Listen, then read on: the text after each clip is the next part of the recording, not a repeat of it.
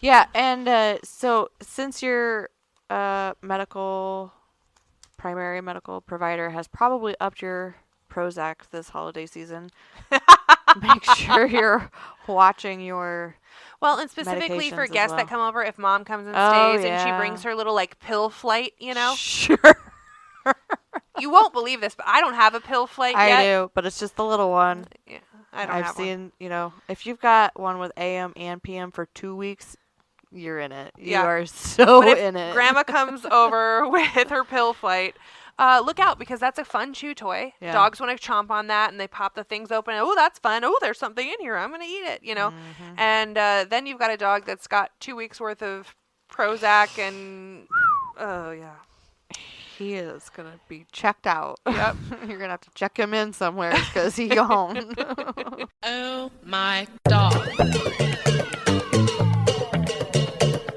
Dog. Oh my dog. Oh, my dog, hey. Oh, my dog, hello. Are we having fun? Not this week. Yes. Or maybe not last week either. Yeah, I was telling Kara earlier tonight, I'm like, I'm really trying to refrain from showing up to podcast recording every week in a foul ass mood, but the general public is making us in a foul ass mood. The rescue world is testing that patience. I was feeling pretty dejected the last 24 hours. Well, we're also going from these extremely high highs to really low lows in matters seconds. Of hours. Yeah. I feel like maybe I need to get on some mood stabilizers myself. Yeah, here we are medicating all of these dogs. We've got lots of dogs on Prozac, and we are doing it, Maybe we should ask our vet We're what they raw would dogging it prescribe here. for a 120-pound dog and just slide that under the OMD account. Self-medicate. Prozac for dogs. It's fine. Oh, man. Something. Yeah, it's been a week on dealing with the bat phone has been ringing off the hook. We have some theories about that we're going to talk about tonight. Yes. We've had 7 intakes, 2 of which are returned, so that always sucks. And that's something else that Kara and I talked about is the volume of returns, because when we were with Fluffy Butts, we rarely ever had a return. However, we were dealing the with volume with Fluffy Butts versus OMD is at least 20 times. To give you so it's an idea, you're going to have that happen. I was probably the most active foster for about 10 years with Fluffy Butts because I would take 2, 3, 4 dogs at a time. I didn't care, and I was taking in a lot of dogs. And over that time, I think I hit 150 dogs or so in about 10 years. Well, we did how many in our first We did year? 200 our first 200 year. in 1 year. Right. So we're talking in the course of 10 years, that's how many dogs I adopted out with no returns, maybe 1 or 2 returns actually in that time, versus that many in 1 year, and we've had that many returns. It makes sense, numbers-wise, but it's stressful because it's happening so much more rapidly that, and this last couple weeks has been a doozy. Yeah. And I think the general, how do I want to say this? The people that you were adopting out to 10 years ago, we're hitting the new generation where it's throw and go, disposable everything. It's true. So I think the mentality of dog ownership has shifted a lot, where if it's not working out for a hot minute, it's over. It's the Amazon effect. Just immediate gratification and immediate replacement of anything that you have. Yeah. So we do have verbiage in our adoption contract that states if anything should happen, the dog is to be returned to Oh My Dog Rescue, and we will handle it from there.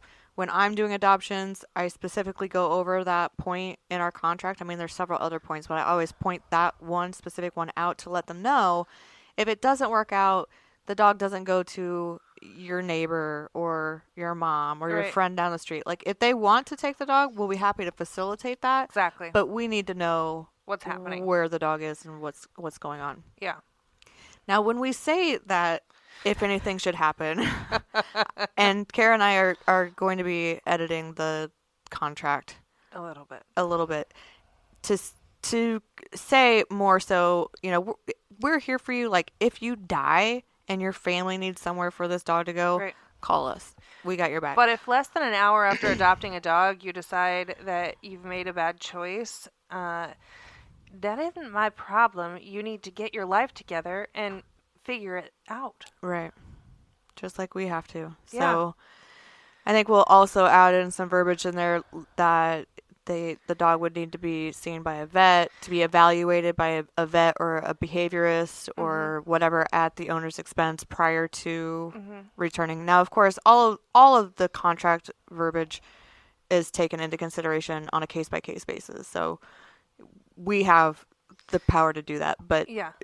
We have to protect ourselves a little bit because we have been robbed of a lot of time, energy, just emotional turmoil, and not just for us, but for our fosters, but most importantly for the dog. We always say, I mean, what are we doing this for? And if it's not doing right by the dog because someone's not patient enough to wait a day to see if things are going to settle down when you bring a brand new animal into your house, then the dog suffers because they got bopped around and they're terrified and they have no idea what's going on and and it sets the dog back for us. It does.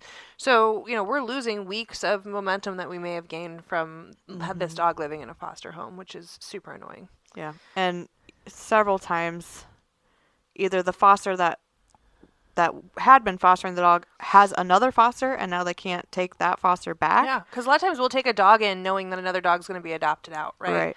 So then it puts us in a... So then we got to scramble to find a home for it and, transportation and all of that. So when all of this time could be spent saving another dog literally from death off of a euthanasia list. Yeah. So. Just because somebody doesn't have any patience. Yeah. But so we'll talk about why we're digging into that, mostly because it's just a fresh wound that's more fresh than all my other wounds on my body right now. Yeah, Kara is really trying to find that catastrophic cap on her health benefits. We're almost to the end of the year, and Yeah. I don't want to leave any money on the table. So she's now not only toting around her donut, but she also has a boot. yes, they broke my ankle. Yeah. So that's been really special. What a doozy. So before we hit the intakes and adoptions, let's just go through a few of these bat phone shenanigans. Yes, please. To kind of give some context So- to all of our ramblings. I did go on a little trip for 4 days, and so during that time there was one day, I think in the beginning, I think It was Monday or Tuesday, yeah. so right before I left or whatever, and there was just a lot happening, and Holly was answering the phone, and it was rapid fire. It was. There was like 7 calls in one day, and I think four of them were that the resident dog had either become aggressive or bit or nipped a child in the home, and now they were looking to surrender the dog and rehome it. Yeah. Oh, I also had a call from a lady in Fort Dodge that wanted to, she needed a foster for her 2 dogs because she was homeless, and they had a spot for her at the homeless shelter, but they don't allow dogs. And I said, okay, and I got all the information, and I was, empathetic. I'm really sorry that you're having to go through this. Like, now, cold weather and the holidays, blah, blah, blah. Yep. But she was just so, cavalier about it. She was just like, yep, and gave me all of information and whatever. I said, okay, and just to confirm, you do understand that we're going to find a home for these dogs that will likely be in separate homes. Just so you, Yeah. You're That's good our with that. policy, That's yeah. our policy. You're good with that. Oh, no. No, I'll take them back. I just need a place for them to go for a few months. And I'm like, There are places that offer this service. but that's not fostering. And she No, it's not specifically fostering. said, I need a foster for my 2 dogs. Those were her words, not mine. Right. She didn't say, I need somewhere for my dogs to go. Yeah, I She need said, someone "I to need a watch my foster." dogs while I get back on my feet. Nothing like that. I said, ma'am, you're looking for boarding. If you want your dogs back, you're looking for boarding. And unfortunately, we don't do that. Yeah. We're a rescue.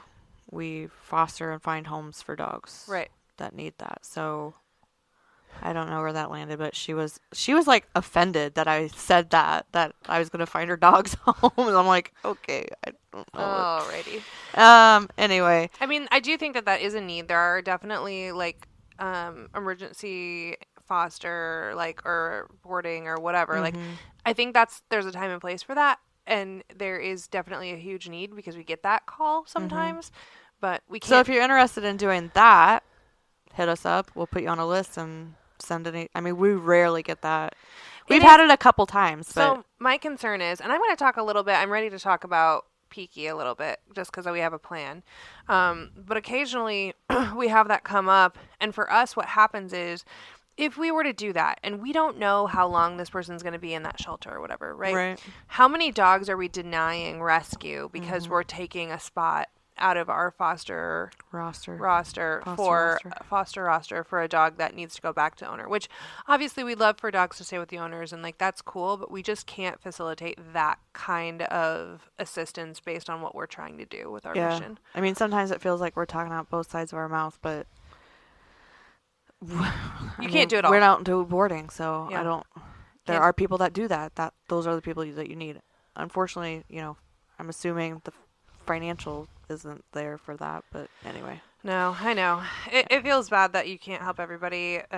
Sometimes it doesn't. You don't care if you can't help that person because they suck. But it's just not what we can do based on what our mission is, unfortunately. Yeah. So I had another guy call. He had bought 2 labs, puppies, from a breeder in Osceola. litter mates, of course. And he called and said they were killing his chickens and ducks and geese, and he obviously lives on a farm. Right. And I said, okay, well, they were not even they'll be a year in February, so they're like 9 months old. And I said, well, are they litter mates? And he said, yeah. I said, okay, well, don't ever do that again. Don't ever buy a dog again, but don't buy litter mates. That never works out. And he's like, well, I've got 2 litter mate Great Pyrenees, and they do find it. I'm like, okay, well, why don't you turn out your puppy labs with your Great Pyrenees and let them figure that out then? Yeah. What do you want from me? Yeah. I said, why did you get 2? Because he said, well, I wanted an inside-outside dog that would be chill and cool. So you like got 2 calm. lab puppies? So you got 2 puppies. I said, Labs. Why did you get 2? And he said, because the breeder, I got there and the breeder didn't want to separate them and didn't want to sell them separately. And so she gave me I shit you not, buy one, get one free special. How many times have we heard that? I said, sir, you got bamboozled. Yeah. And there was this long pause. And I said, well, if you want to send me pictures, I'll throw it out there. But nobody wants your chicken killing lab crazy puppies that you haven't trained. And yeah. I mean, they're puppies, so get them altered. Tie a dead chicken to their collar. There's lots of ways to handle that. That's how you do it. They kill a chicken, you tie it to their collar. They'll never do it again. Why wouldn't they just eat it? You tie it to their collar till it disintegrates. I'm going to go ahead and go on record and say that I do not agree with this as a training method. Look it up. It's out there. Sounds like Any it's old from the farmer. Farmer's Almanac. Exactly. Any old farmer will tell you that. Yeah, I'm not doing that. We had another lady. She has had an 11-month-old dog for 5 months, so obviously got it as a puppy, and it was like a German Shepherd Husky mix or something like that. Yeah. Now it's in an apartment. Anyway, unaltered. I said, ma'am, best thing to do is to get your dog altered, and that will So solve it's starting half to of your have problems. behavior issues. It's starting to like be destructive. You needed to work on kennel training when you got that puppy, but now that you haven't and it's a problem, now there's some work for you to do because that's the commitment you made. Yeah. And also get your dog neutered. Right. But the majority of them were dogs nipping at kids. Yeah. And one and in so it's particular. like, You want to talk about the Yorkie? Like. yeah, so this lady called. She was the last one of the day. It was like probably 6 or 7 o'clock, and she called, and I had it. It had to have been a Monday because Mondays are my busy days. It was Tuesday Was it? because I was at Target shuffling my way around because I couldn't get down to my basement to get my laundry, so I was buying new clothes for my trip. So it was Tuesday night. And so she has a 3-year-old, and the Yorkie had bit the 3-year-old in the face. Mm-hmm. And I said, well, is this new behavior, or is this the first time that's happened, or is this, does this happen all the time? Like, what's the situation? Right. She said, well, I would say this is the first time it's happened unprovoked. And I immediately put 2 and 2 together and came up with a million reasons why That dog bit that kid. that dog bit that kid in the face. So the dog, it's a 7-year-old Yorkie, and I said, and I was kind of short with her, and I apologized. I said, ma'am, I'm sorry. You are the 7th call I've had today with this exact reason. And she said, oh my God, are you serious? I said, yeah. Yeah. I said, what's going to happen is your kid is going to grow up, and in 20 years, they're going to buy a dog or adopt a dog, hopefully. And that dog, they're going to have an issue with that dog. And what are they going to remember? They're going to remember the time that you just got rid of their dog. Right. Because it bit them in the face. And then the cycle's just going to keep going and keep going and keep going. I said, segregate them and tell your 3-year-old to stay away from the dog. Quit tormenting it. And also... And they've had this dog their entire life. So the child is 3, the dog is 7. So they've had the dog longer than they've had the kid, obviously. And they've but never you know had what I'm any saying? of these issues. And obviously we want people's kids to be safe. But here's the deal. If this is just starting to happen, you have to rule out all issues. So here's my freaking problem with this whole thing. Well, now we know. Now we know. But obviously the kid was tormenting the dog, and the parent was not willing to separate and figure out, the time being or what have you. But then here's what actually happened. And I guarantee you it had a big chunk to do with why this dog was biting someone in the face. And it was not disclosed that this dog is, one, sick, like having major GI issues. Vomiting blood, massive diarrhea, dehydrated. But that's not, to me, the biggest concern. No, it's the least of the concerns. Leg. It's got a severely injured leg, an old injury that is healed incorrectly. So these people have had this dog this whole life, so it had an injury that they ignored and didn't let heal properly. They didn't disclose that to us, that the dog could not bear weight on one of the legs, and is in clear, pretty severe pain with this leg. Right. So when I talked to Dr. Takis today, she said essentially the kneecap is gone.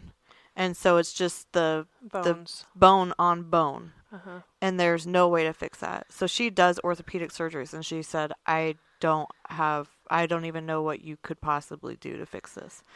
So here's the thing, though. Any sort of pain, that's immediate pain response. Yep. Anytime we see aggression, that's the first thing I'm asking. Yep. Is it in pain? Has it had a recent injury? Fall? Did it fall? Sick? Has it been? Yeah. Yeah. Because even dehydration can cause pain. Yeah.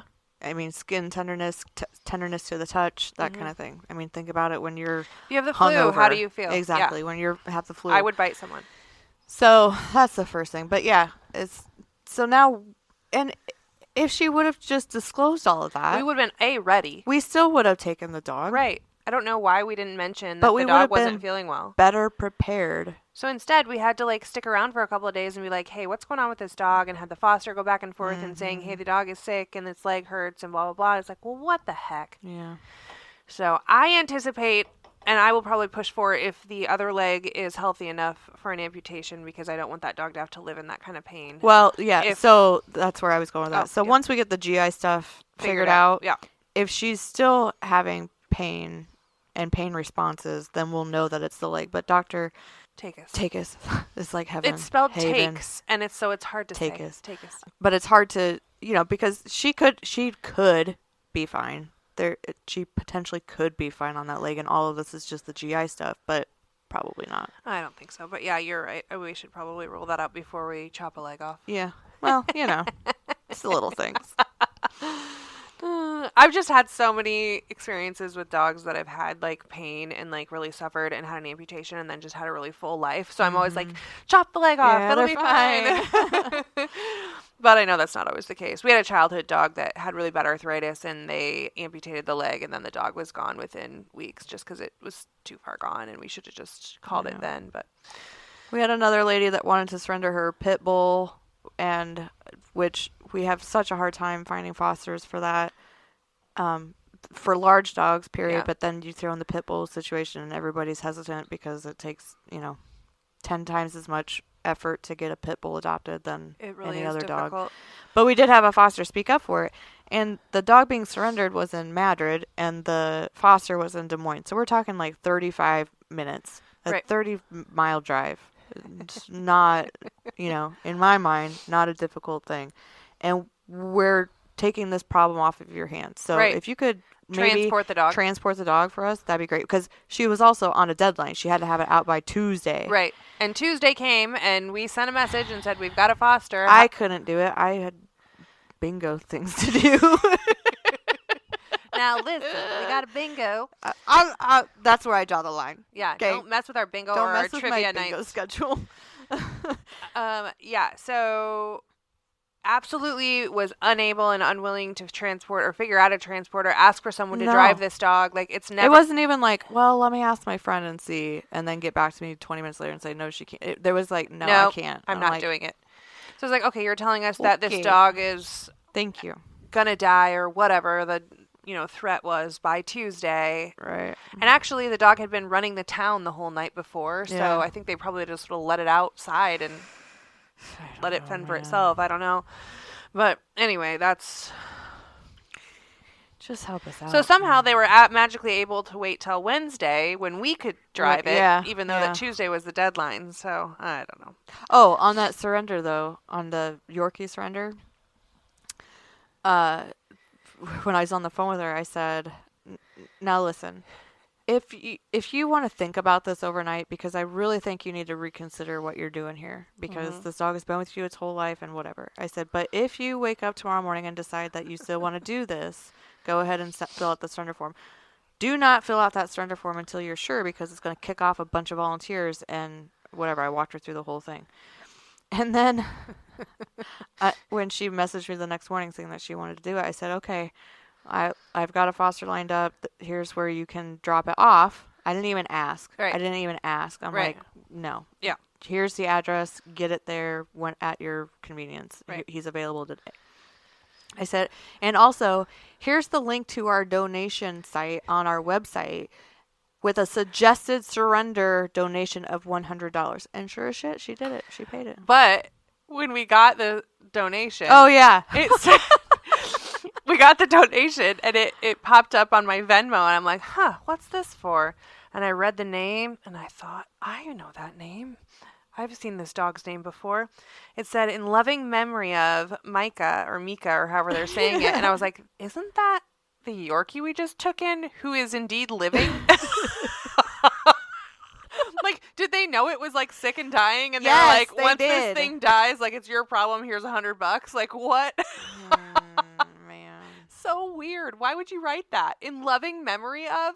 Like, dude, you had a baby. Your dog didn't die. You just Oh, suck. man. God. Oh my gosh. So we got that pit down there. I don't know. There were other calls. We got a call from Oklahoma saying they had a litter of pits that needed, they could be separated, but they were weaned and ready to go. And I'm like, no, not today. I'm Not sorry. today. Cannot. Not today. Not puppies. Not like I love pit bulls.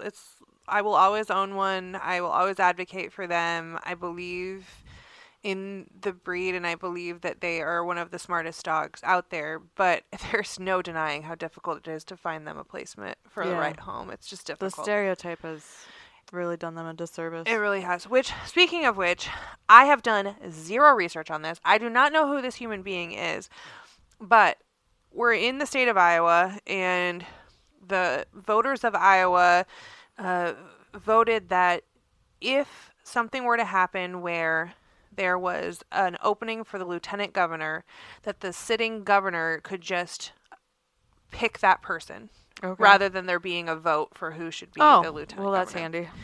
Right.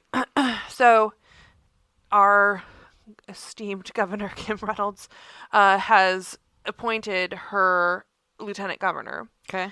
who is Chris Cournoyer. Cournoyer. Cournoyer. I'm going to say Cournoyer. Cournoyer. Yeah, she is,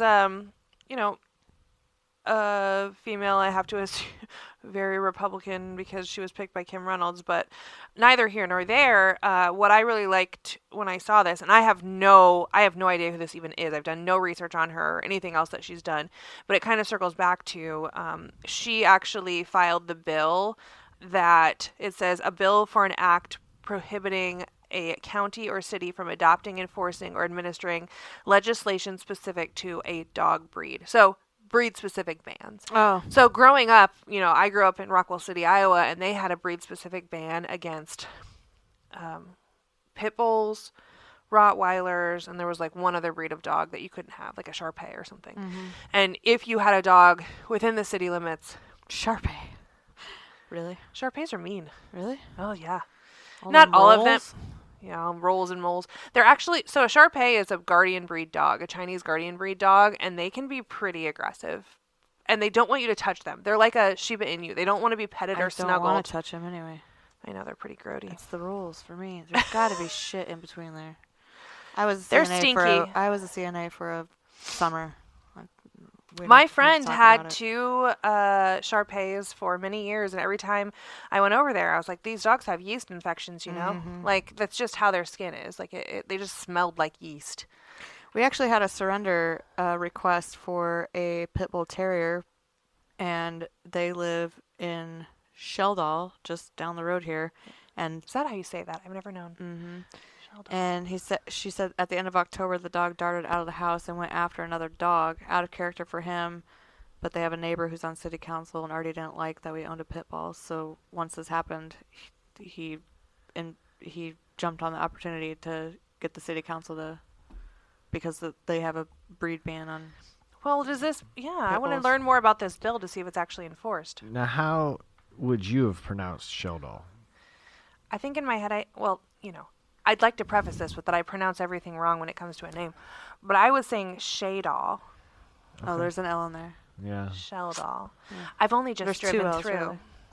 Sheldall. Sheldall. Yeah. Shaydall is what I was saying in my head when I drove through that little bump in the road. Yeah, so I thought that there couldn't be breed bans in Iowa anymore. I thought that had Well, been... Maybe it's now just that I read this again, it says the city council told us that we have to surrender the dog. probably So maybe because of it's- the bite or the Right. injury. So, like, we had somebody that reached out that needed help But finding... she was trying to find a rescue, so he's not put down because of his breed. Yeah. So I got that. Got it. Okay. I just skimmed over it and. Yeah, put that together. Well, there used to be a lot of towns in Iowa that had a breed ban. But apparently our new lieutenant governor actually did something good before being appointed to this spot. So maybe that's somewhat hopeful for the animal community. I don't know. I don't know why this is so hard to figure out, honestly. I don't either. I Anyway, always just tell Kara, man, if they would just put us on the. if only on we the ruled the Idals, world It would take us like 6 months. to just whip the state into shape. Oh, God. I'd have to find somebody to watch my kids for a hot minute while I took over the world, but it's Yeah. Somebody... Speaking of my kids, Oh! they went on a little adventure today. Somehow my back gate got open, which it's 2 cattle panel gates, big giant swinging gates, and it's held together with a pin through 3 different, I don't even know how to explain it, things. It's secure. There's no way that this thing blew didn't open. just blow open. No, it's like held with a 10-inch rod. I can hardly get it open. Like, you need both hands to open it. So I don't know how that happened. It's kind of weird. But I was in Madrid and my neighbor called. I think your Foster's out in your front yard. I'm like, but is he really? And then my mom called like 5 minutes later and said, hey, Stanley's going down the road. And I'm like, I'm on my way. Like, What is can that? somebody please go wrangle my dogs? And I show up and there's mom's in the driveway and dad's pulling up and my neighbor's walking the yard and my dogs are just like Everywhere. going on a heyday. I'm like, oh God. That happened to me one time. My neighbor kid came and went through our side gate, which we never used, and didn't get it latched all the way. And then we opened up the door and the dogs Yeah. went out, and then they went out. And I look out the front window and I literally see my dog like just running across the street. I'm like, well, Hey. that's unfortunate. What the hell? And then I open up the door. door. She was really nice.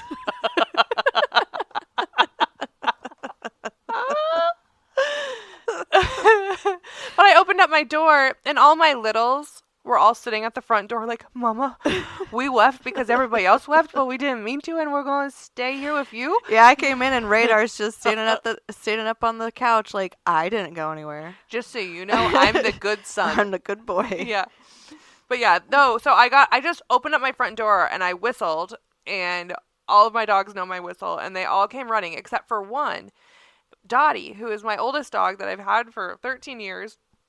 I'm like, what the heck? Where's Dottie? Well, my really good friend used to live just down the hill, about 5 houses down. And I was like, we used to walk down there all the time. And her friend dog lived down there. And so I thought, I'm just going to just zip down there and see. She was sitting on his front step.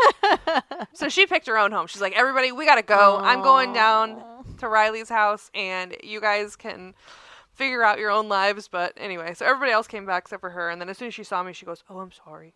I'm coming home. I'll never do it again. Never do it again. Oh man. Well, we had like we said earlier, 7 intakes. So Birdie, Bella. I think it's just Birdie. I know, but it was Bella in that one vet record, so I had to put both names so I could This keep poor track. foster picked that name, remember? And you were like, I said, so this really kind woman, she's so nice. She's so she nice. took on an injured puppy, like, as a foster. She's really, really sweet. And I said, you need to name your dog. And it was like a week, and I was like, you have got to pick a name for your foster dog because I can't do anything. I can't make any of the folders. I can't keep track of anything. She goes, oh gosh, I didn't realize it was like a time-sensitive thing. I'm sorry. Like, we got folders so to she thinks for the name whole here. day. And she comes up at the end of the day. She goes, okay, her name is Bella. And I said, it is not Bella. Like, I said, You were so polite about it, though. You're like, I am so sorry, but no. I said, come up with something else. Well, we actually had another Birdie, so I just kind of put Birdie and Bella together in my records, and that's what our name's going to be on there. Different spellings. Yeah, different spellings, We're going to which have is to give fine. at some point. I do allow for different spellings typically, but that is another pit mix. Yeah, a little bit. And speaking of leg injuries, she has a leg injury as well. Super strange one. It's like not a real break. It's not a break per se. It's like the bones have Ablation, I think detached they from called each it, other. something. Yeah. And so like all the tendons and nerves and everything are still there, but the leg isn't like locked into place. Get what I'm saying? Yes. So she needs some sort of surgery from a person. There's not a lot of people that do this surgery, Right. I guess. So there's someone in Marshalltown. Is Yep. that where we're going? Who's Yeah. going to help kind of bring things back together, and so she'll be able to, because she's a little puppy and she can't run and She's play only right like now. 4 months old. Yeah. Something like that. 4 or 5 months old. Mm-hmm. So she, it's a larger breed dog that's young. It's got all this energy, and the poor thing has to be She's just sitting in this on kennel being like, I hate my life. very strict kennel. Yeah, because we can't have her hurting it worse, and we're preparing for Or this permanently, surgery. yeah. Yeah, or permanently. And our hope is to not have to amputate if he can fix it. Yep. So, So she gets seen on Wednesday, and then we'll have the surgery on Thursday. yeah. So Mr. Morato's back. this is his second return, third total in his time that we know of, because he was adopted out by a rescue, which is no longer around. Yep. And the person who adopted him reached out to us. Why did And- they surrender him? Because he's spicy? Yeah. He was a little spicy or something. I don't know. No, she was having to have a surgery, and then she couldn't take care of him, and I don't know, something. But anyway, the funny thing was that lady who originally surrendered him to us is a same woman who adopted a dog from us and returned him within 2 hours. And Courtney had to go there after she had taken her sleeping pill and go pick this dog up because The one in Altoona? The crazy lady with the crazy lady. crystal ball and all that shit? Yeah. Ooh. So she didn't realize that she had called the rescue that she had already returned a dog to. So this is her second return to us, but only one adoption from us, and the other was from this other place. So I went there and I pretended like I didn't know who she was, and I picked up the dog, and he was fine, and he went into foster, and he was adopted out to an older lady who had lost her husband, and she was really deep in the grief process and was having a hard time being able to connect with the dog because she was just Grief-stricken. very grief-stricken. So she returned him. We adopted him out again, and he was only gone for like 2 weeks, I think, with this new foster, and he got a little spicy and bit the new owner, which there's some things to consider there. But anyway, they freaked out and said, the dog's got to go right now, so he's back again, and we sent him to the spicy foster queen, Barbie, who is working on his behavior, and I think she did decide he should be an only dog. Which But is fine. fine. If you are in the group of people that have never been bit by a dog, you are the minority. And when this happens, it doesn't mean that It it's a doesn't- death sentence for the yeah, dog it's not per the end of se, the unless world. it's like a really violent. We're talking about a 6-pound Chihuahua Yorkie here. Like, this thing Right. is not going to kill anybody. No. So anyway, he's back in Spicy Fosterland. We're going to send him out without any other dogs. I think a single owner would be great. And he really is a nice little dog. He just doesn't want his space messed with when he doesn't want his space messed with. And he'll let you know. I had him at my house for a little while. He's fine. So, and Rosita is another intake, and that was that pit bull that had to be picked up and delivered. And for some reason, the night before we actually went and got her, she just was running the town amok. Holly went to go get her. And What's this? Which one? Rosita, the little red and white pit bull that you picked up. You went to go get her, and they didn't even have like a collar or a leash or anything because apparently she had busted out of her collar and leash and just had been on the lam for the last 12 hours and magically came home before we took her. I'm not going to discuss the details of that environment that I walked into because I'm not trying to get canceled. So, but I'm just going to say it had stress written Not a good spot for a dog the to hell be. over it. Not a good spot for a dog to be. And actually, it wasn't even their dog. It There got was- dropped off by a family member and Yeah. not picked up. It wasn't even their dog. There was no love lost either way. Yeah, for they the did not dog even or care. that person. Yeah, No. dog didn't care it was leaving, and neither did the people. No. And Miko, we've already talked about. That's the Yorkie. Stella Rosa, this is actually kind of a cool how they found us situation. So I had messaged with this woman who had applied for, who was what's Tater's mom's name? Malibu. Malibu. I named her, for God's sake. Malibu. She had applied for Malibu, but she just really wasn't the right fit. But I had been texting back and forth with her, and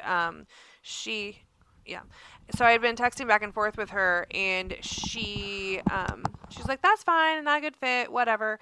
And she was really kind, has been supportive throughout this whole time, and she sent me a message and said, like, hey, I really need your help, and I don't know what to do. We have this dog. We have contacted all of these shelters. There's nowhere for it to go, and we don't know what to do. Her sister had a stroke, was very sick, not going to come back around, essentially, and had this little perfect dog, a little beagle mix, and and they literally said, like, this is the sweetest, kindest little perfect dog. And so I said, you know what, let's try it. So I had them send me pictures, and the thing is adorable, big fat eyeballs, and she is now with us. So I don't know, I think she's going to be somebody's perfect little dog. So that's Stella Rosa, which Who's we she had. with? She's with Holly and Tanya. Oh, yeah. So, or not, I'm sorry, Holly is Tanya's Sarah. mom, Sarah and Tanya.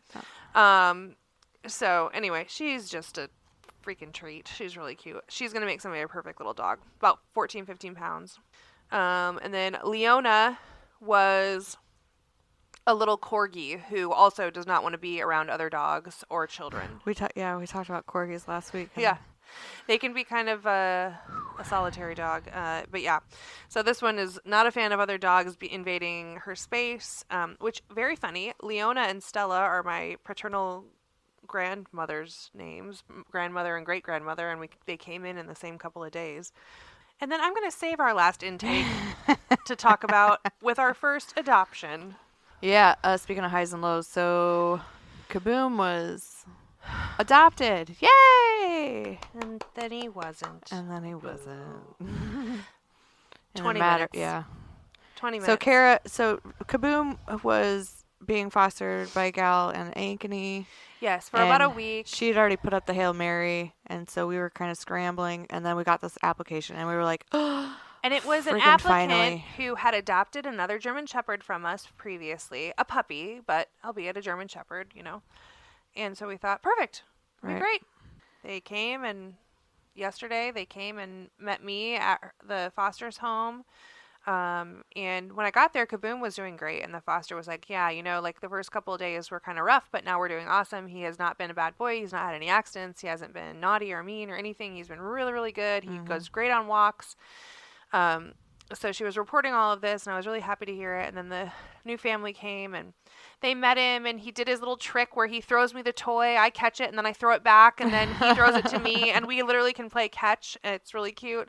And he was just on his best behavior, acting adorable. And so they, I said, well, what do you think? Would you like to take him home? And they were just kind of silent for a second, but they were sort of silent the whole time. Like, neither one of them, I was like, do you guys have any questions? Weird, yeah. It threw me a little off, but I was like, maybe it's just they're both really shy, and like that's how they fell in love. They're two shy people, and they just don't talk as much as I do, I didn't really raise the flag too much, but a little bit in the back of my head was like, what's going on with these two? They're really strange. Like, was there a fight in the truck on the way here? Something happened. Like, they were really weird. Like, I would ask them a question. Daddy hit mommy at the supper table. And they were just... now nobody knows what to do. They just kind of like, there was not anything behind their stares. You know what I mean? But they were previous adopters of a German Shepherd. That dog has been with them for several months, doing well. I thought, it's fine. They'll be fine. Kaboom's easy. He's a big old man. He doesn't need much, Right. And he has a couple of things. He's got a big, loud bark.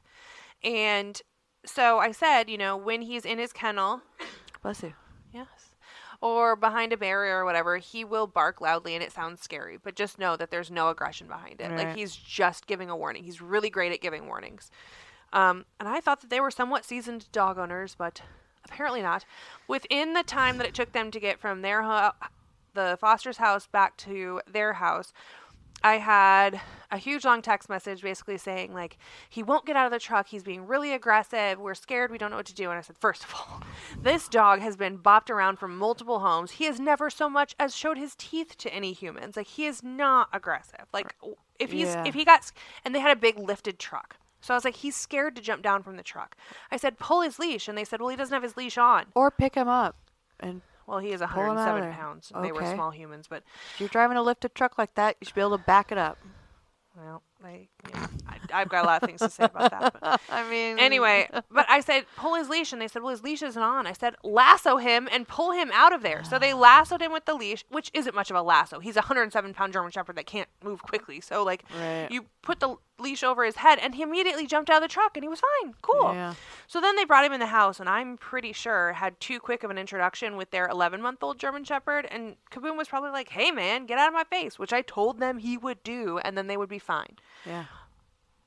It's not like you didn't set him up to fail. Like, you gave him all of the information. told them and all- you even gave him the freaking kennel. I gave them my kennel. The big, massive kennel. It's my personal kennel. I It's like- gave them yeah. my kennel because I wanted them to be able to have what they needed to set him up Them on the things first ain't night. cheap, man. No, they're not. I'm getting it back, damn it. But anyway, so all of this transpires, and within 20 minutes of them being in the house, I get a message from one of them, I don't know which one, basically saying, we're reconsidering our decision to adopt Kaboom. We don't think he's going to be a good fit for our household. I said, have you even taken off your shoes? Like, what? My God, what the hell? So I give him the whole spiel, and I said, please read the 3-3-3 rule. Please consider separating the dogs so they can't see each other for a couple of days. Let them settle in. Take them out individually. I sent paragraph the after things. paragraph of all the things, and that person who I was messaging, it was either the husband or the wife or the boyfriend or the girlfriend, stopped responding. So I thought, okay, well, they're going to try this. Mm-hmm. This morning comes around. The other one, I said, they're like, hey, this is so-and-so. My spouse was messaging you last night, and we would like to return Kaboom, like, immediately. Like, he if we can't, I'm going to read it because it's so ridiculous. Yeah. Like, we're not even talking 8 hours, let alone, like, we're like 12 hours in at this point. And, okay, hold on. I missed out. So they said, hello, this is beep. My spouse and I adopted Kaboom. We have had issues since being home into this morning. This is not working. He is a safety hazard for us and our dog. We will not wait any longer and risk the safety of our pup. He needs to be picked up and taken off of our hands, or we will be forced to put him down. Please refer to Section 1 in the terms of adoption. Jesus fluffing cripes. I'm not even awake yet. Like, it was 7:44 a.m. when I got that text. Like, Wow. and I'm at the dentist with the fucking numbing needle in my mouth getting a filling. And this is the text I'm getting while I'm getting a filling. And I was like, I cannot. Oh. And I just basically said, no, multiple families have watched him. We've never experienced any of this. He's obviously very stressed and something happened that scared him and has made him on edge. Give him a minute, basically. But also, don't euthanize this dog that you've owned for less than 12 hours. Yeah. Like, come on. So essentially we go back and forth. Now I'm concerned about the other dog in the house. Oh Good my Lord. God. How long is it going to be till they surrender that one? Not long. They they have these opposite schedules. One of them works night, one of them works day, and I, basically the one with the big truck works the night, so they can't come and whatever to bring all of his stuff back. So I was just like, listen, I can't come today, which is Monday. I said I can come tomorrow anytime after whatever. And they said, okay, well, we aren't available till after 7:30 p.m. And I was like, fine. I will drive all the way 45 minutes At one least, way yeah. to you to pick up this dog at 7:30 at night tomorrow. I'll just take on all of this burden. I'm so sorry that you did not think about how to Right. integrate. I So I'm starting my day and all of this is happening and one whole side of my face is numb. And I'm like, With a boot. with a broken donut. ankle, broken butt, can you guys just cut Going me a into break? the holidays. Please give me a break. And what? this poor dog. I mean, he's He's not a bad dog and he's not aggressive. He's know. big and he sounds scary when he barks. which one did he come in with? The He came in with the one that your brother's friend adopted. oh, Her name was something dumb. that rot mix. Yeah. Yeah. Okay. Yeah. Butterball Lucy. Butterball Lucy. Yeah. So, anyway, Well, damn. I sent Butterball Lucy on her way because I thought she'd be harder to adopt out, and here I am still being plagued by sweet Kaboom, who just wants a family who will buy him a lamb chop stuffed toy to play catch with. Come on. Yeah, we speaking of sending paragraphs and paragraphs and paragraphs, this is actually a although I haven't read the follow up here, but we had She sent a nice follow up. we had a lady, a husband and wife adopt a dog back in April. It's like 100-pound Pyrenees poodle mix. Which Who is stupid. okay? Yep. Anyway, they called and they were having some issues, and they called and said that they wanted advice on what to do, but throughout the phone call, I could tell that they were leaning towards we just want to get this dog back. Yeah. So, combat that with data and information, Yeah. pushing back on the surrenders and making sure dog owners are doing all the things that they need to be doing to address any issues before they return the dog, and all of the things, the training, and make sure that it gets checked by a vet if they need to be on mood stabilizers, seeing a behaviorist. Especially because this Mental dog has stimulation. been, by and large, completely fine and Yeah. has had 2 instances In of 6, kind 7 of months. yeah, of 8 kind months. of snapping. And so I'm like, okay, Yeah. this is great. We've caught it early. Something's going on and something's not quite right. And here's what we can do to help narrow that down, And so Holly did a really great response that outlined all of that. I followed up with a couple of extra things. She responded today with just some more information and basically thanking us for our time and that they were going to wait to hear back from the trainer. And I just encouraged them again to go see the vet because this is such an abrupt change in this dog's behavior that, Yeah. And know. the dog had just seen a groomer 2 weeks before, so I was, you wonder, I've had dogs go to the groomer and they come out with a different temperament, and I'm not saying anything about groomers. It's I'm just not a saying stressful that their thing, just groomer like going to the mishandled vet, them. I'm just saying sometimes dogs go in for a groom and come out with a new personality. You know and what you I have mean? to work through it. You Yeah. gotta work through it. Anyway, so there's some things we're looking But into. that's an owner that's genuinely calling, giving Help. us a heads up that they're having issues before they get to the point where you got to come get this dog right now, or Yeah. I'm gonna euthanize it, and they're actually taking the information. Yep. So, is that all? Are we done with that? With Oh no, we have all no, these we have other a lot of adoptions. these. We actually have actual real adoptions. So anyway, that's our spiel because Kaboom was in and out, and I got to go pick him up tomorrow in the darkness of night. So Marcel was finally adopted. Yes. He's been with us for a hot minute. And he's there to stay. She loves him so much. He's doing so Yeah. good. Yeah. Ginger Snap was adopted. That's the mother of all of the Yorkie puppies, and I'm not sure she could have landed anywhere better either. That lady amazing. is head over. She's already sending. When Dad was coming to help me wrangle all my dogs, he goes, Ginger Snap's new mom sent me some more pictures this morning, and he was all excited. I was like, okay. Okay. Yeah. Aruba. This was a special one to me. This is one of your friends, yeah? Yeah, so my childhood friend, her dad, he is actually going through cancer treatment, and they lost their little dog who he had forever, and so he really wanted to adopt like an older, middle-aged, older little dog, and they actually sponsored Marcel's adoption fee, Right. and then turned around and said, hey, what about Aruba though? Like, No. I'm interested. And I said, actually, she's a perfect little dog, and no one's asked about her because she's kind of a nondescript little black dog, and Yeah. no one wants her. And he was there in 24 hours. He drove down, he met her, and fell in love, and I'm already getting pictures of her splooted on her back, laying across his belly, just like he needed. He needed that, like, dog to get him through kind of this. And Aruba came in with Roy and that whole ass group. Yeah, so Aruba actually beat out Roy. Cherry Eye, the one with Cherry Eye that I thought, oh god, this is gonna take forever. Yeah, we got her Nope. fixed up. She good to go. She gone. Roy's still here. Yep. Bellamy. Little lab. That Nat- was Natasha's nut. Clearly, nut job. I have no idea what even happened there. Zara and Juno were the two insane German short-hair pointers who can climb and scale a 6-foot privacy fence. Those two mother fluffers are in their new homes. Get a GSP, they said. Can't. It'll be fun, they said. Stupid. But I think that was a good lesson for Natasha to know that she doesn't want one of those. Arlo was a little kind of spicy, long-haired wiener dog that Barbie had, and he was in and out. Pua.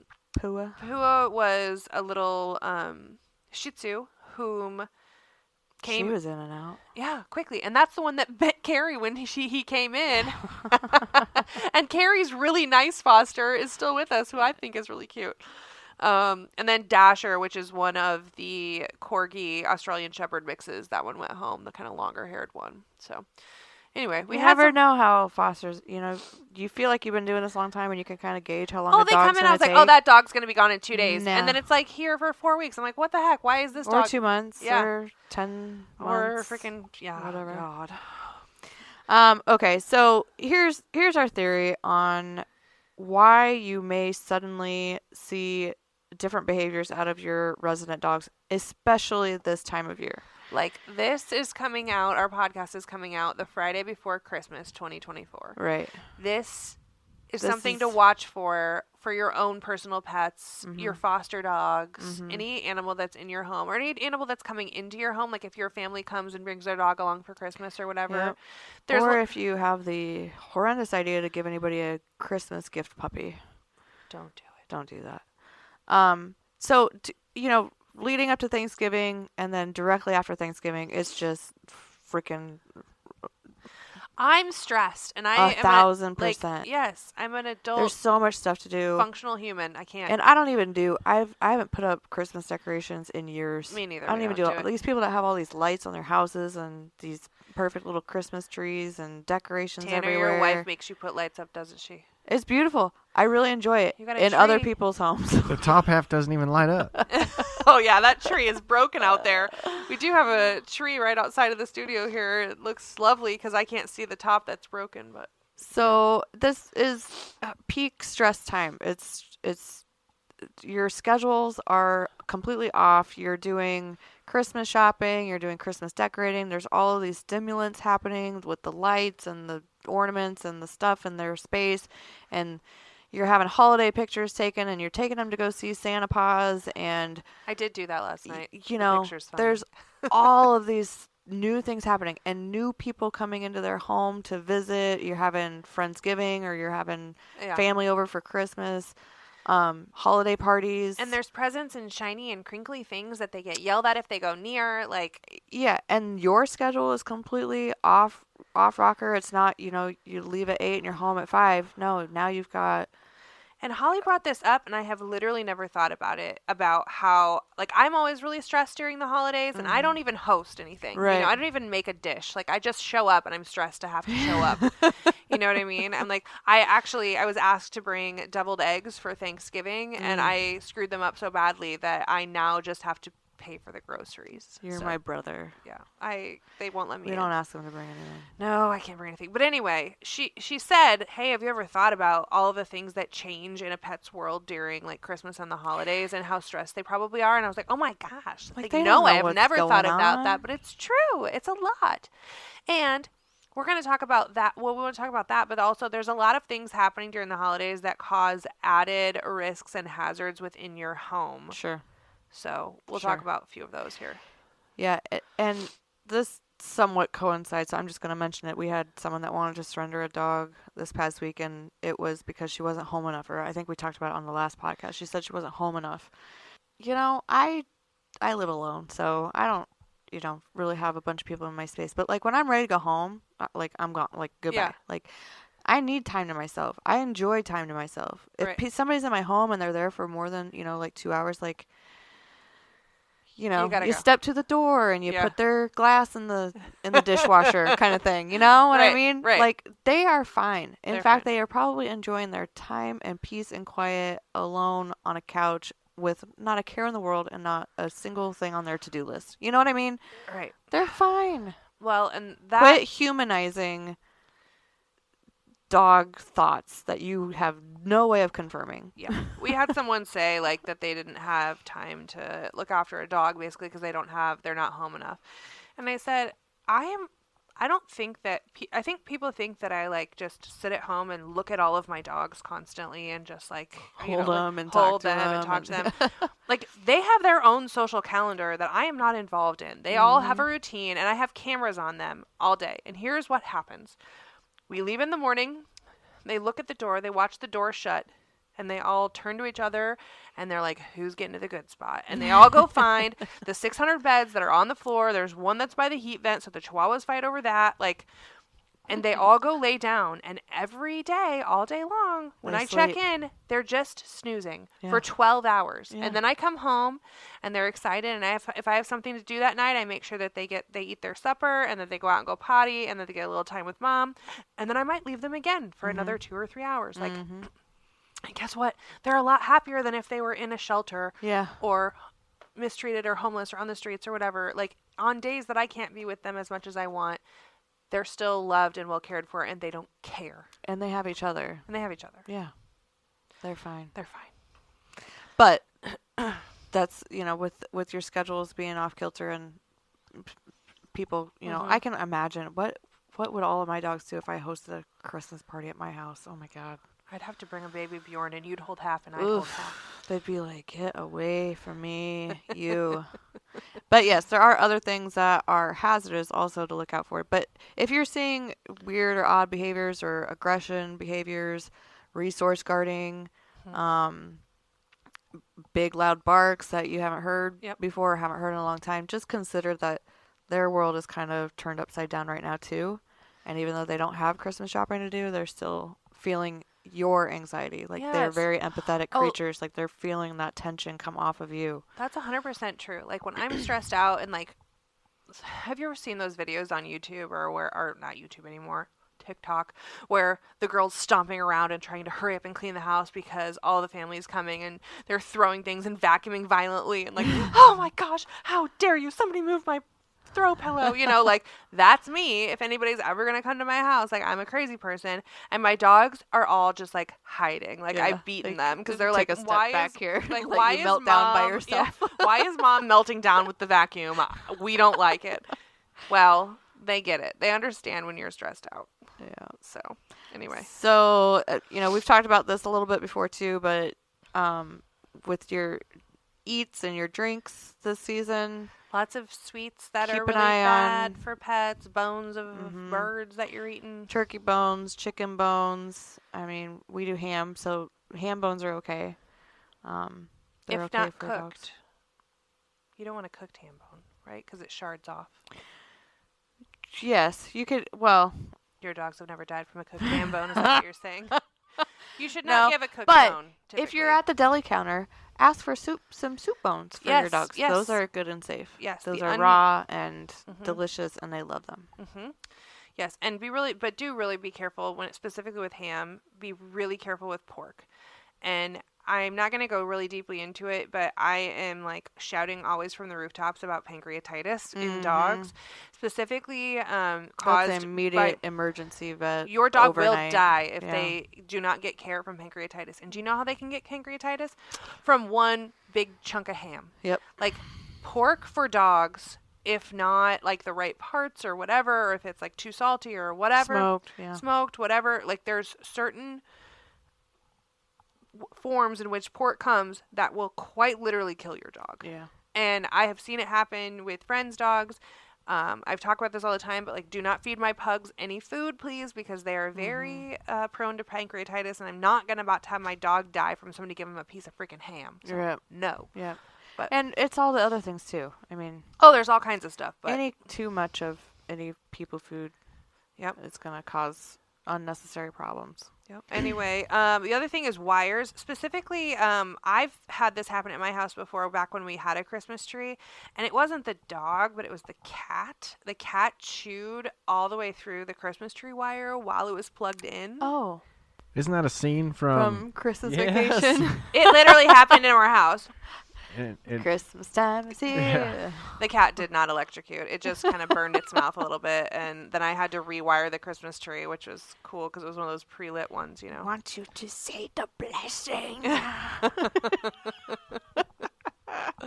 It happens though. Dogs and cats will chew on Definitely. wires, and it can be pretty bad, especially Absolutely. if they follow that. And then again, we talked about this already, but like the Christmas tree ornaments, apparently that's a huge deal of dogs like ingesting Yeah. Christmas tree I ornaments. talked to a vet tech, and I said, this was during the week of Thanksgiving, but I said, you know, what's your emergency situation look like this during the holiday season? Is there a huge uptick? She goes, yeah, dogs will swallow the strangest things, like the hooks off of Christmas ornaments. For some reason, they get a lot of that. Isn't that weird? I don't And know. then she said, dogs eating phones, like cell phones.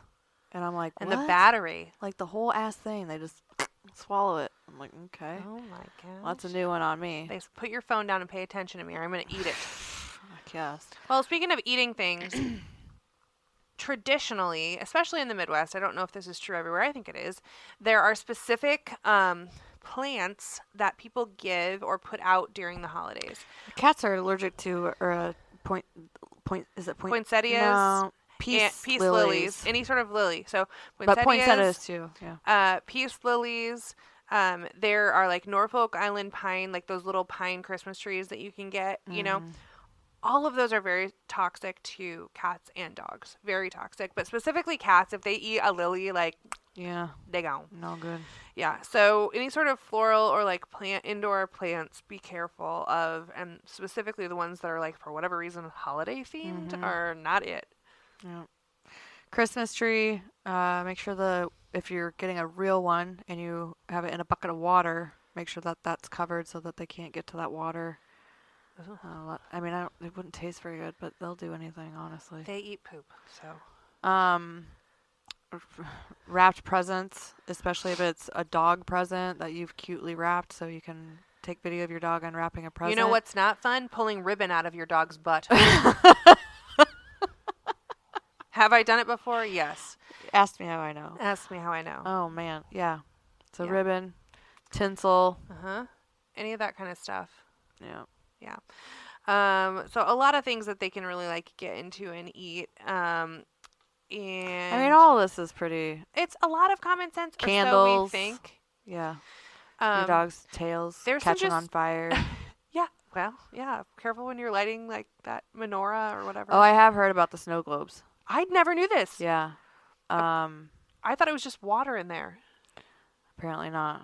I didn't know it was the same chemical as antifreeze, but We had a anyway. dog drink antifreeze and die on the Yeah. farm. Oh yeah. It instantly, man. I remember it. I mean, I remember There's, like like- having the dog, holding the dog while it is dying after drinking. And they changed the flavor of antifreeze because it used to be really sweet, and they've added an additive to it essentially that makes it not taste as good because it was really sweet, and that's why dogs would want to drink it. I had a neighbor that would put antifreeze out with raw ground beef To what? Kill the cats? to kill our dogs. Yeah. Because they would come over. And our cats. Yeah. My childhood cat died. Well, I was gonna make a joke, and you Really ruined Squash that. that. Pretend like it didn't happen. Trigger. We He was gotta the bestest bring cat this in the back whole up. wide world. Oh, dang it. Who's the poor scientist or the trial of Right. people that had to taste How do you Antifreeze know to that? know that it was sweet. Yeah, how did they confirm that, Yeah. actually? I don't know. That's actually that knowledge comes from no one other than my very knowledgeable farmer father, who said that antifreeze Probably is does sweet know. and that's why they drink it. Maybe you get a dripping in your mouth, maybe. Yeah, right. It's like, "Bleh, I'm fine, but that. Actually, now I'm kind Ooh. of thirsty for some Kool-Aid. Yeah, and so since your primary medical provider has probably upped your Prozac this holiday season, make sure you're watching your. Well, and specifically Medications for as guests well. that come over, if mom comes and Oh, stays and she yeah. brings her little like pill flight, you know, Sure. you won't believe this, but I don't have a pill flight I yet. do, but it's just the little one. Yeah, I don't I've have one. seen, if you've got one with AM and PM for 2 weeks, you're in it. You Yeah. are so But if in it. grandma comes over with her pill flight, look out because that's a fun chew toy. Yeah. Dogs want to chomp on that and they pop the things open. Oh, that's fun. Oh, there's something in here. I'm going to eat it, you know. Mhm. And then you've got a dog that's got 2 weeks worth of Prozac and, oh, yeah. He is going to be checked out. Yep. You're going to have to check him in somewhere because he's gone. Yeah, for sure. So, anyway, there's definitely a lot of dangers that come with the holidays. But the biggest thing I really was after Holly had this like realization, I'm like, we have to talk about this because I've never thought about like just how stressful it is for your animals. Like, even if you don't take them anywhere, like our critters will be at home when we go do our holiday festivities with our family, and they're even like what's going on, our comings and goings are wrong, like their dinner schedule is off, you know, they might get up extra meal one day and not an extra meal one day, you know, and they're just kind of thrown off. So if they act out, it's because they're stressed because you're stressed, Right. and all this is happening. And also, if you are someone going to someone else's house and they have dogs, if you are a guest in somebody else's home Don't that has a push dog, them. just Leave chill them alone. out. Leave them the hell alone. Yeah. Say hi, say hello, give them a pat, and be on your way. Yep.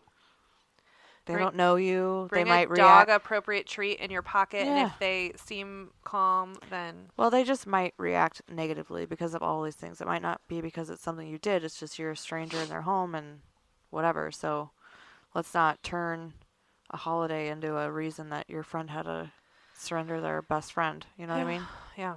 Yeah. Speaking of the holidays, Oh we my received. I don't know if we even want to talk about this. I'm gonna read this one because it's timely. It's about a nutcracker.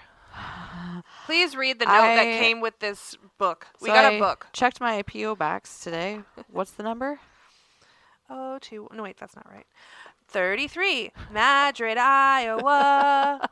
You gotta say the zip code. PO Box 33, Madrid, Iowa 50156. That is our post office box.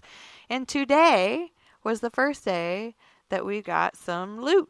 We got a gift. We got a gift. Do we want this Do gift? you want to call it a gift? It is a gift. It's a gift. It says a gift for you. It's from Amazon. For your next team building event. I know how much you love to read, LOL. So this gift I chose. This has to be from Natasha because we're really bad at reading, and we A screwed up short her story. We screwed up her her best friend dog tail story, her heart dog story, because we can't read. if oh, that's true. I didn't put that together. Yeah. If I could have found it as an audiobook, I would have purchased that from one of your crazies. Happy holidays. I'm like, oh, cool. What's in the bag? What is it, Tara? Or Kara? Dear God, were you reading my name just now? Because that's what it sounded like. All right. All so. right, Heaven. Haven. Haven. Whatever. It's a book. It's like it looks like a children's book until you start reading it. It's by Jack M. Offman and Amanda E. Toss. Amanda Toss. Eat Toss? I don't know. I think they're supposed to be dirty names because it's Volume 1, Hand Jobs for the Whole Family. The book of household fun, hours of handheld activities, great for all ages. And it's just like this 1950s like scene of like a family on the front. But yeah, but I especially love the disclaimer. And then on the front page, on the next page, Oh. there's a disclaimer from the author's like, this is- attorney. This book is A word from our attorney, and it's signed by him. Esquire. It says, this book is intended solely for comedic and satirical purposes and is not meant to be taken seriously. The content within this work is a work of parody, often exaggerating or twisting reality very poorly for humorous effect. Basically, this is not a children's book. So It is not even appropriate for podcasts, actually. not really. But the second Good page... thing we're not appropriate. We're not. But there's a page that is literally a scene from like a holiday story, and it's got a nutcracker. Oh, yeah. And Bust a nut. yeah, the title of this page is Bust a Nut.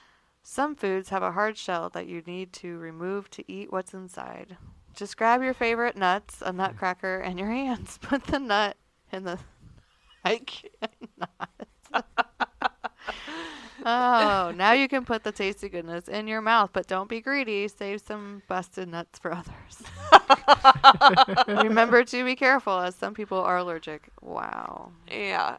Well, whoever sent us this loot. First of all, we have no idea why you thought of us when you saw this. Yeah. Or what it has to do with dog rescue, but thank you? Question mark? Teabagging. Jesus. Scissoring. I cannot. Laying pipe. Wow. Well, we appreciate it, I think. Yeah, we'll go ahead. That little, yeah, I don't know. That's gonna go. That's gonna be the gift that keeps on giving. We're gonna enjoy reading these stories, and then we're gonna share it with the next poor schmuck. Anyway. We have gotten quite a few boxes of things just randomly show up this holiday season. Things off of our Amazon wish list. And our Chewy wish list. And our Chewy wish list. I gotta unload my car to Kara's car after we're done here. Yes, I need to update some of those wish lists to new things, but we really appreciate that. 'Tis Well, the season. I mean, we still need all of this stuff. yeah, we but- need it all, but then we can kind of diversify a little. Right. But yeah, we'll use thank you. everything that was sent, and we're super thankful. It's fun to get mail, especially when it's stuff that we don't have to buy for the dogs. For So sure. it's awesome. If you're feeling generous, P.O. Box 33, Madrid, Iowa 50156. And if anybody sends us another dirty book, we are not reading it. If you can't deliver Online. to a P.O. box, you can find our address on our website. Yes. So on the podcast page, you'll find the P.O. Box address in case it's not ingrained in your mind. And on the contact page and in the footer of the website, you'll find our other mailing address. So Yeah. either one is fine. Yeah. So. All right. So everybody just give your dogs some grace. You're getting some grace. And if you decide to adopt a dog, give it more than 20 minutes. And if you have a friend or family member that's having issues with their dogs during the holidays, just Remind them that remind it's them and stressful reassure them. for everybody and every puppy. Yeah. And remind them that rescues and shelters are full, and this time of year is not the We're time getting- of year to be, your dog to be alone. Yeah. It's we're stressed, you're stressed, and you know what's really stressful for your dog would be to give it up right now. Have like to and just go have into to a go new into foster environment. home right during the holidays. It's pretty Yeah. crappy. So anyway. We'll figure it out. Oh my dog. What I mean when I see, what I see, what I feel, when I dream, when I be, I'm a freak, what up? Oh, what up? Everybody look at me when I'm free, when I feel, what I see, when I do it, I'm a freak, what up? Oh, what up? Say what we got, it's hot to spot, give up the drop, see what we got, do what, do what? We got to go, the body flow, too hot to show, the front row, we won't stop.